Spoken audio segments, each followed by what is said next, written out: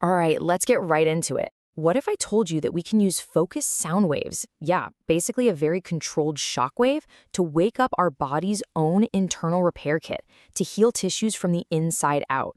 Now, it might sound like something out of a sci-fi movie, but it is a very real therapy. It's called low-intensity extracorporeal shockwave therapy, or Li-ESWT for short. And today, we are going to unpack exactly how this amazing process works. So, this is the big question, right? It's a really fascinating puzzle. How can a purely physical force, just an acoustic pulse, actually tell our cells to start regenerating nerves, building new blood vessels, and even activating stem cells? It seems impossible. Well, let's find out.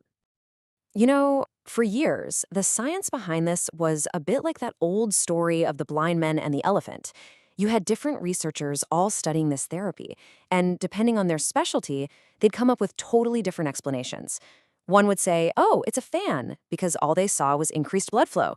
Another would say, no, it's a rope, because they were focused on nerve regeneration. The thing is, they were all right. They were all just touching one part of the truth, but nobody was seeing the whole animal. Today, we're going to put all those pieces together. So yeah, welcome to the puzzle of Li-ESWT.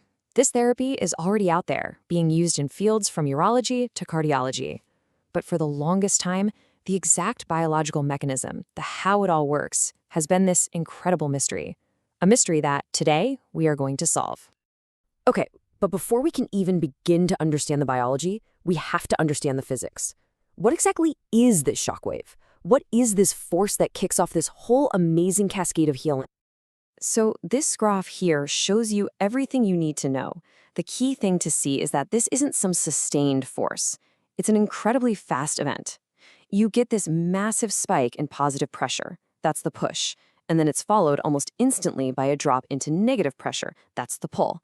And the whole thing is over in a flash. We're talking about 10 milliseconds. And these numbers are just wild when you think about it. We're talking about immense pressure, 100 megapascals, that builds up in less than 10 times nanoseconds.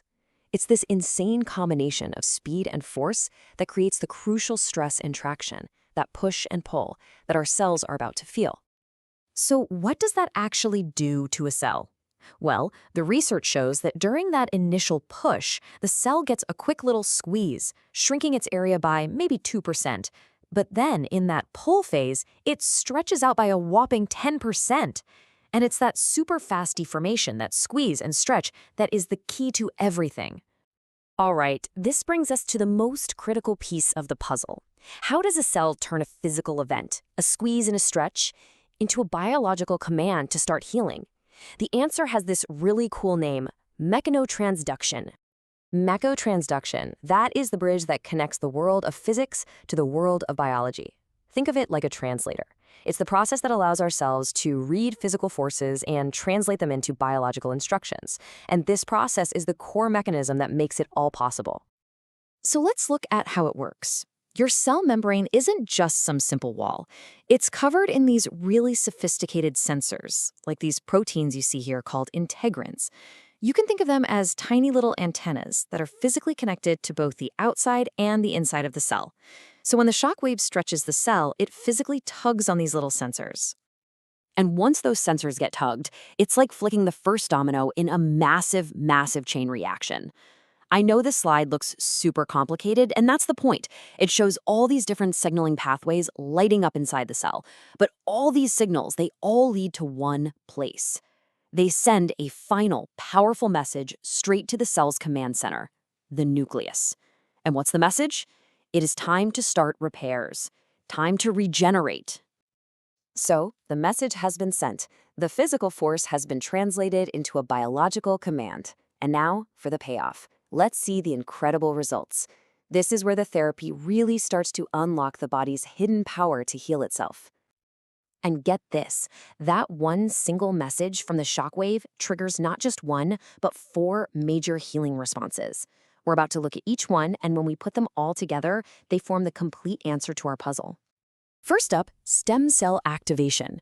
And this is just incredible. On the left, that's the control sample. You see almost nothing going on. But look at the image on the right, after the shockwave therapy. All those bright dots, those are newly activated stem cells, the body's own master repair cells waking up and getting ready to go to work. And the data just confirms what our eyes are telling us. This chart shows a huge, statistically significant jump in activated stem cells just 48 hours after treatment compared to the group that got no treatment. The shockwave is literally flipping a switch to turn these powerful cells on. Okay, effect number 2 is nerve regeneration. On the left, you're looking at nerve cells with minimal growth. But look at the panels on the right after the shockwave treatment.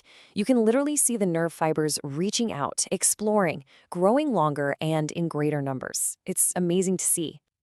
And again, the numbers here are powerful.